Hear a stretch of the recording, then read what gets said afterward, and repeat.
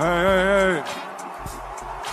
Alright y'all, so it is official, the New York Knicks have officially become the hottest team in the NBA as they are currently riding an 8-game winning streak. Since the start of 2024, they have an NBA best record of 14-2. During that same time span, they are 6th in the NBA in offensive rating, 1st in defensive rating, and 1st in net rating as well. All of this sparked by the trade for OG Anunoby, but there have also been other players chipping in. Julius Randle's playing great. Dante DiVincenzo has been lights out as a 3-and-D player. Josh Hart continues to do Josh Hart things. Deuce McBride's playing great off the bench in that bench point guard role. But at the heart of it all, none of this happens without the absolutely tremendous play of Jalen Brunson over this entire season, really, but specifically these past couple of weeks. If we take a look at Brunson's last 9 games that he's played in, he is averaging over 31 points a game, over 7 assists, doing all that on 52, 40, 85 shooting splits. And then my personal favorite stat from this group is his 7.5 free throw attempts per game. Great to see him drawing fouls and getting easy points at the foul line. And even when looking at the season-long stats, I filtered on NBA.com and tried to find every player that is currently averaging 25 or more points a game, 5 or more assists per game, while also shooting 40% from 3, and there are only 4 players that came up. There's Kevin Durant, Steph Curry, Kyrie Irving, and then the man of the video, Jalen Brunson. Now, you can be even pettier and make the requirements 25 points, 6 assists, and 40% from 3, and in that case, Jalen Brunson is the only player that makes those qualifications. Now, what that tells me, outside of the fact that Jalen Brunson is having yet another terrific season for the New York Knicks as he continues to show that that contract was not an overpay, but rather a drastic underpay, what I take away is the fact that Jalen Brunson is not only one of the most efficient high-scoring guards in the entire NBA, but he's also the best of that group at producing and playmaking and creating shots for others on his team as well. And I come to the exact same conclusions from watching the tape as well. I went back and watched his 41-point performance from a couple weeks ago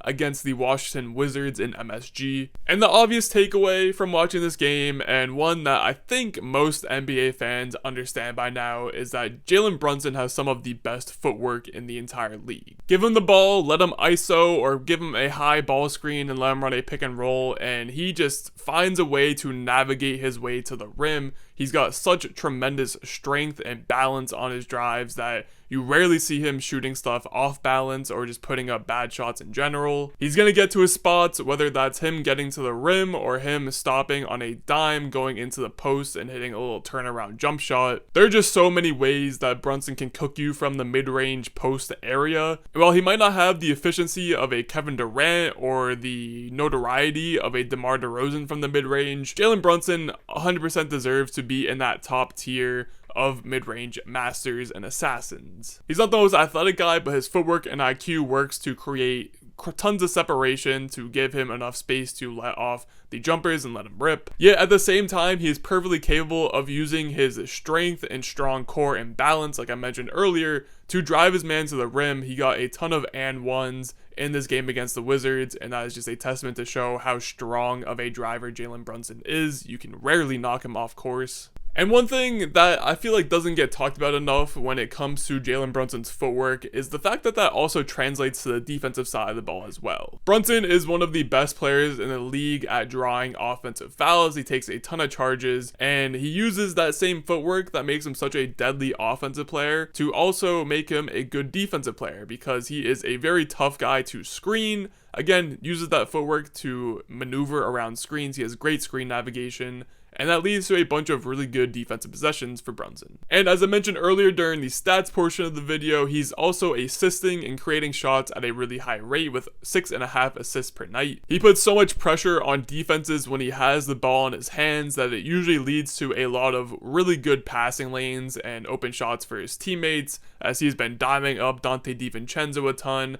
Him and Randle have a pretty solid two-man game, and even just in the pick and roll in general, he's great at hitting his roll man when the defense, doubles him or puts more pressure on him than needed. He's also a very willing passer. He doesn't force a ton of shots. He always takes them in the rhythm of the offense, and he's always willing to hit cutters if they cut, or push the ball in transition for easy looks for his teammates. He just always seems to be making the right play on the offensive side of the ball. So with the Brunson stuff out of the way, let's ask the big question. The reason why I assume most of you clicked on the video, are the New York Knicks working their way into the contender tier of NBA teams? And I know, Knicks fans, you've probably been loving all of the love that I've been pouring out for Brunson and everyone on the team so far into this video, but this is the part where you're going to hate me, because I just do not believe in the Knicks yet to be actual contenders and be up there with the Celtics, the Bucks, the Nuggets, the Clippers of the world. And don't get me wrong, before y'all start yelling at me in the comments, the Knicks have been a great team. Yes, they have been the best team in the NBA for the entire month of January. But there is a big difference between being a good regular season team and being a good postseason team. We've seen it time and time again. I mean, hell, even the Jazz back in the day with Mitchell and Gobert would rattle off 1 seeds, it felt like every single season, and then they would just crash out. And at the core of it all, I just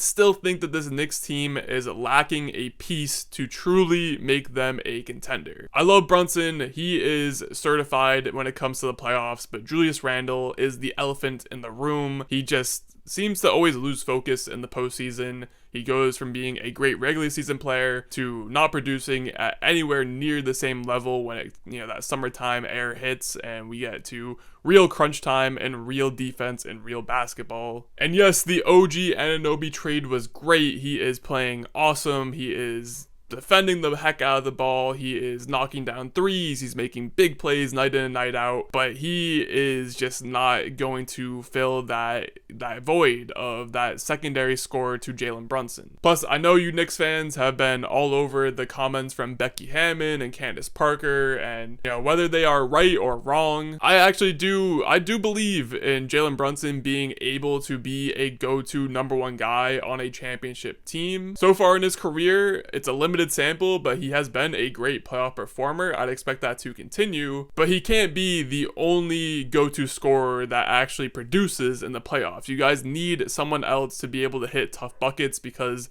defenses adapt and they'll send more bodies at Jalen Brunson, and at a certain point he's just not gonna be able to do it by himself. I also just don't entirely trust your bench yet. Dante DiVincenzo's great, Quentin Grimes is good, Deuce McBride's been good, but when it comes to other teams, top 7, top 8 guys, the Knicks just lack on that back end. Now, even with me all saying this, I could definitely be wrong. I could be totally wrong. I could even envision the Knicks getting as far as the Eastern Conference Finals. I just don't see them going much farther than that. Again, I could be wrong. This is just based on what I have seen, what I believe. I, again, fully trust Jalen Brunson as a player. He has been terrific. He should be on an all-NBA team by the end of the season. But Julius Randle and the bench just leave me wanting more when it comes to postseason basketball, which in the end is what matters at the end of the day. So no, I do not think the Knicks are actual contenders, despite the fact that they are a great regular season team so far. But that's all I got for this one. As always, if you enjoyed, make sure to like, comment, subscribe, all of those good things, and I'll catch y'all in the next one.